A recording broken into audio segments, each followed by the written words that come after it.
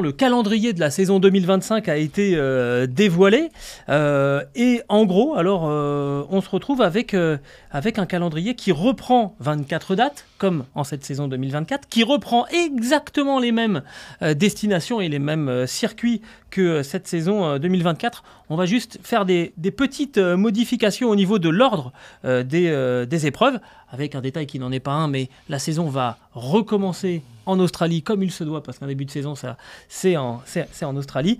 Mais on a mentionné du côté de la FIA un effort de régionalisation qui se traduit par une diminution du terme de kilomètres parcourus entre les Grands Prix. On a fait un petit exercice sur notre calculatrice. Alors, envoyez pas un huissier de justice, hein. C'est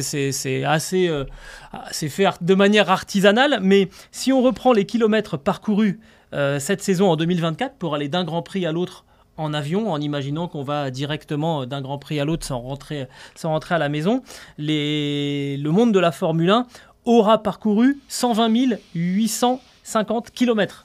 Pour les 24 Grands Prix de cette saison. L'année prochaine, ça sera 113 850, donc un nombre de Grands Prix constant. Ça fait quand même 7000 km de moins, donc c'est une belle réduction, on va dire 5%, 5-6%. C'est un bel effort, oui, tout à fait. On n'est pas encore dans le découpage en trois.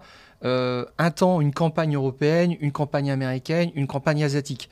Ça paraît assez difficile avec l'existence de 3 événements aux États-Unis qui veulent avoir vraiment leur période à eux, sans concurrence, y compris même Miami qui ne veut pas être trop proche de la Manche à Montréal. Donc ça devient compliqué. Exactement. Je me suis amusé à comparer. Alors là, c'est pareil, c'est totalement arbitraire. Je me suis dit, tiens, on va revenir 10 ans en arrière, voir comment ça se passe. 2014, donc il y avait 19 Grands Prix. En 2014, on faisait 93 600 km. Donc finalement, quand même, beaucoup moins que ce qu'on fera en 2025. Sauf que si on prend, et je suis allé encore plus loin, si on prend le nombre de kilomètres parcourus pour faire chaque Grand Prix, la moyenne, c'est 4743 en 2025.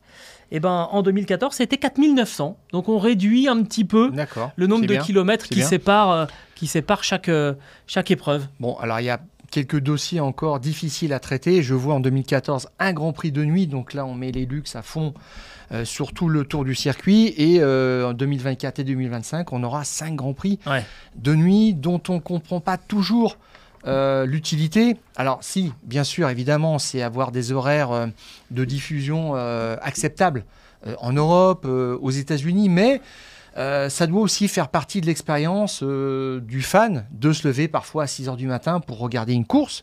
Voilà, point. Donc, et je pense qu'il y a encore des progrès à faire de ce point de vue-là. En tous les cas, si on reste à 5, bon, ça ira, mais on a une inflation aussi de ces Grands Prix nocturnes.